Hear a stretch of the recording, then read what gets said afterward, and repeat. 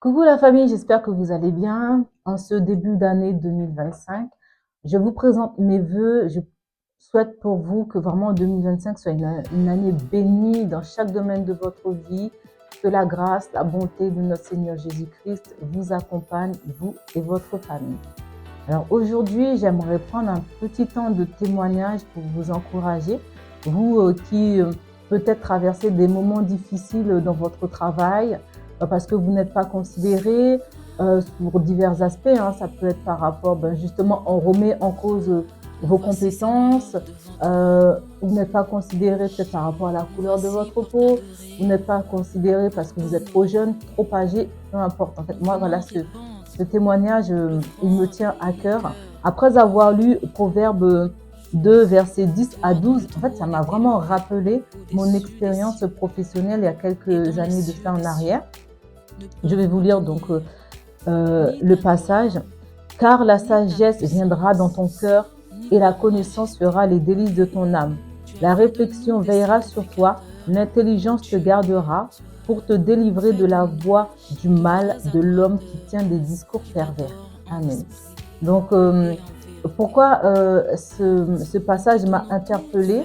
Comme je l'ai dit tantôt, il y a quelques années de cela, j'ai travaillé à la direction scientifique d'un grand organisme.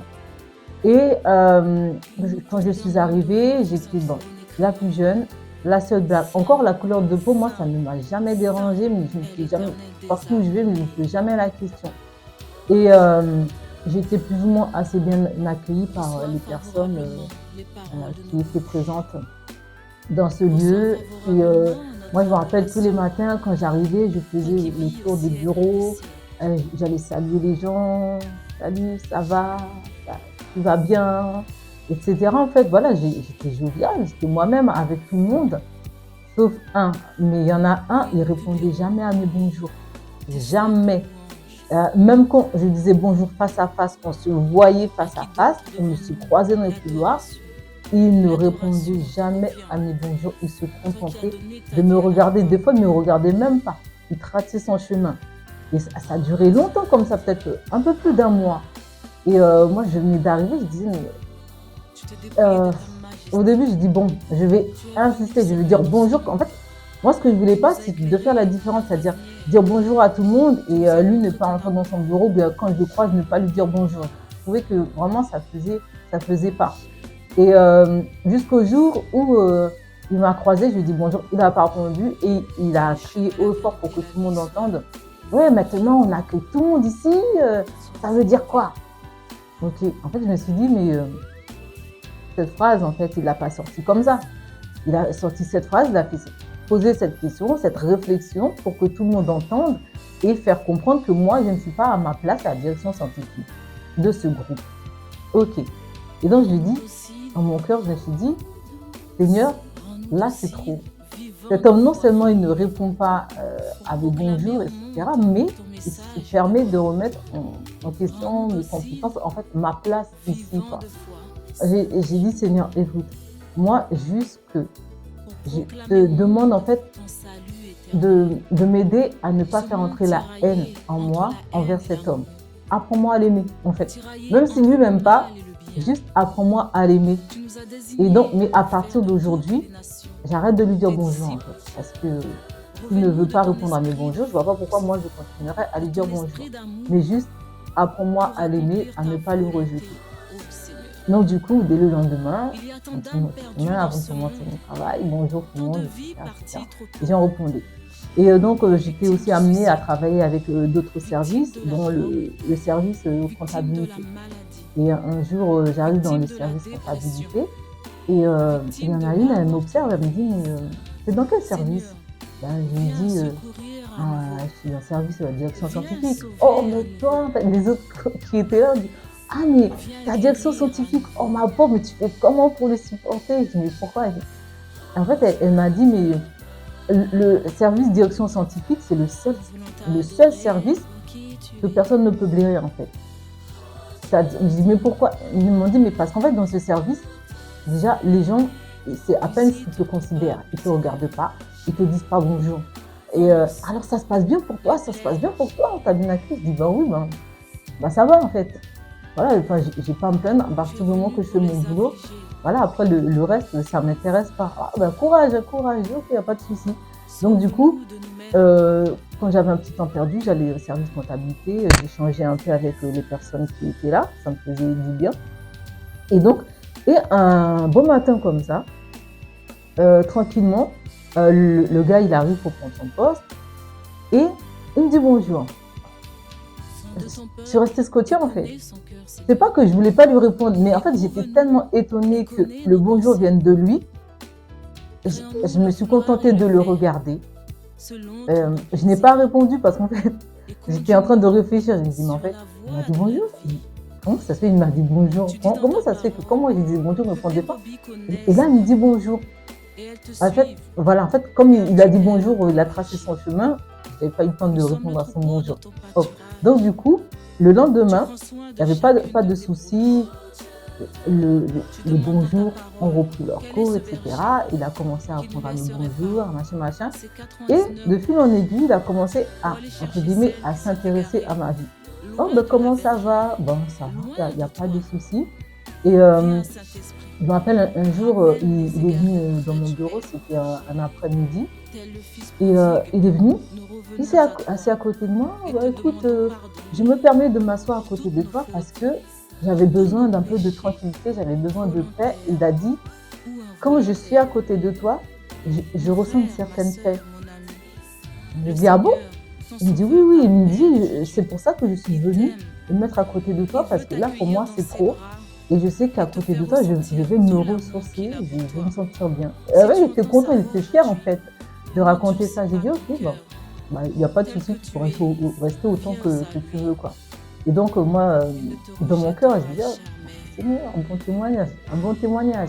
Et d'autant plus qu'en fait, avec le temps, les gens, sans que j'ai eu à leur dire, se sont rendus compte que voilà, j'étais, en tout cas, je croyais à quelque chose jusqu'au jour où il me pose la question. Je dis oui, bah, je suis chrétienne parce que bah, je jeûnais. Bah, quand je jeûnais, je ne criais pas sur tous les toits, mais peut-être que mon comportement les a interpellés et je ne prenais pas part non plus à certaines conversations, même lorsqu'on mangeait à la cantine de l'entreprise. Voilà, enfin, j'étais moi-même, je pouvais parler de tout, de rien, mais il y a certains sujets sur lesquels voilà, ben, ça ne m'intéressait pas du tout de m'épancher, quoi. Et pour revenir à ce monsieur, et donc un jour aussi, il est venu à mon bureau, ouais, Michel et tout, là, je m'en vais parce que les personnes qui travaillent là, certains avaient un poste qui leur faisait voyager pas mal, quoi. Et il est venu toquer à ma porte, écoute, là, je m'en vais, etc. Je serai de retour dans 2 jours, je sais plus. Je te laisse ma ligne. En fait, ce monsieur-là, personne ne pouvait entrer dans son bureau. Il autorisait personne à entrer dans son bureau en son absence. Et moi, j'étais étonnée. Il me dit, je te laisse ma ligne, tu peux rentrer dans mon bureau, faire ce qu'il y a à faire, s'il y a des choses. En fait, il dit, mais comment ça, tu me laisses ta ligne? Il me dit, oui, je m'en vais, il n'y a que toi qui as droit d'entrer dans mon bureau, il n'y a que toi qui as droit de répondre à mes appels. Euh, j'ai réfléchi, mais en fait, je me suis dit, mais je ne suis pas sa secrétaire, quoi, en fait. Pourquoi est-ce qu'il me demande de répondre à ses appels? Après, je suis passée à autre chose, je me suis dit, bon, le gars, il a personne en confiance, il a confiance en personne, pardon. Et là, moi qui le détestais au début, euh, ça m'a un peu touchée qu'il ait dit, voilà, tu es la seule personne en qui j'ai confiance. Voilà. Après, il a basculé sa ligne sur mon téléphone. Ça m'a pas dérangé plus que ça, quoi. D'autant plus que je ne me rappelle même pas s'il avait eu des appels ou quoi que ce soit. Et pour dire que j'étais à ce service-là, j'avais accepté le poste parce qu'à la base, c'était un CDD pour commencer en étant fonctionnaire. Et on m'avait, un an après, on m'avait proposé un CDI. J'avais dit, bon, non, moi, écoutez, j'ai comme projet de me mettre à mon compte. Donc, je ne veux pas de CDI. Si vous voulez, ce soir, vous me faites un autre CDD. Et puis, comme ça, on continue le temps que moi, je m'organise. Ou bien, si vous voulez, on rend voilà, une fois à la fin de mon CDD, on arrête et je passe à autre chose. On dit, bon, non, mais c'est bon, il n'y a pas de souci, on va te faire un autre CDD. Donc, on va encore prolonger d'1 année. Et Et donc, à la fin de mon deuxième CDD, ben, je suis pas restée parce que ben, je voulais pas de CDI. Et entre-temps, par la grâce de Dieu, je m'étais bien avancée dans mon projet pour me mettre à mon compte. Et j'ai fait un pot de départ. Et à ce pot de départ, ben, les gens parlaient, donnaient leurs impressions me concernant, etc. Moi aussi, je dis, bon, je remercie pour l'accueil, les gestes généreux que les gens ont pu avoir envers ma personne. Et quand au retour du comment ça s'appelle du pot de départ, le gars il arrive au bureau de la chef de service, commence à crier ouais mais comment ça vous vous séparez de Michel, la seule que j'apprécie ici, comment ça vous vous séparez d'elle et tout. Et du coup elle a pas répondu parce qu'en fait, elle est vraiment agressée, quoi. Ou bien, j'ai pas entendu sa réponse. Et sauf à un moment donné, du coup, quand il est entré dans son bureau, j'ai été le voir, j'ai dit, écoute, tu sais, moi, on m'a pas renvoyé.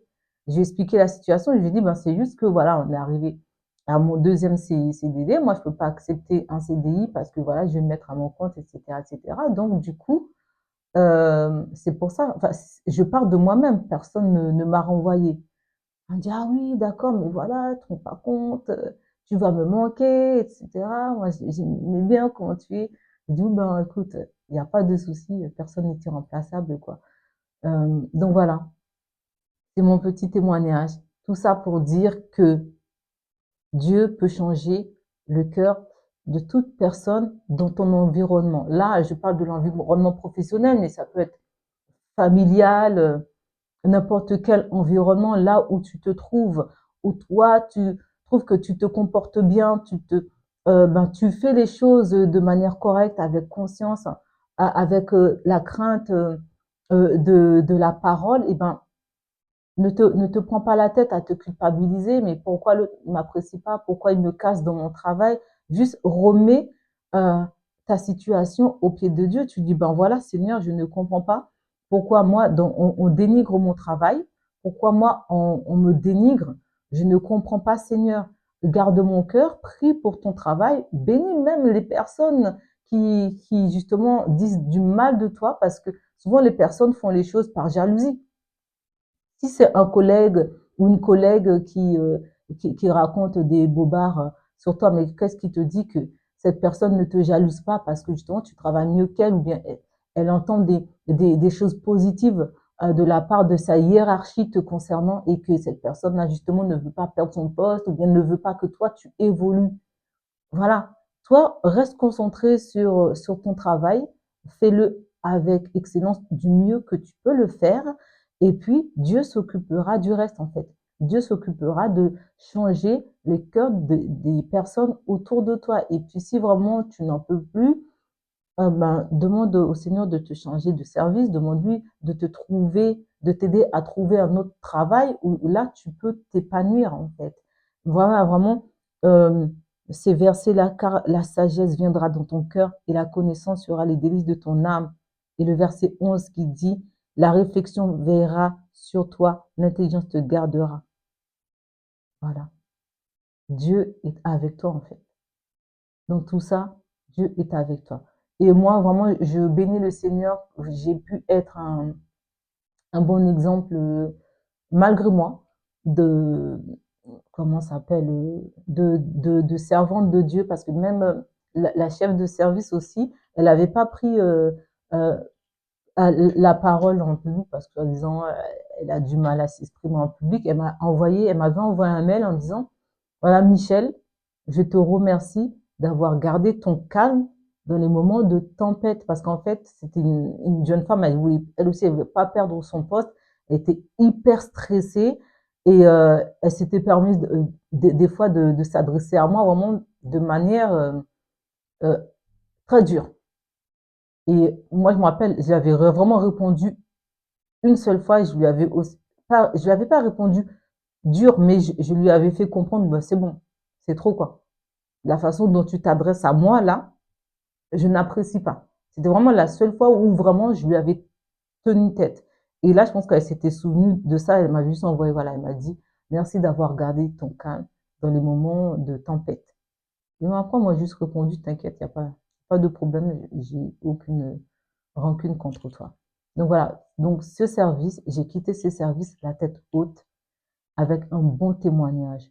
Donc toi aussi, continue ton travail, fais au mieux et comme je l'ai dit, Dieu fera le reste pour toi, il te fera justice. Dieu te bénisse. À la prochaine.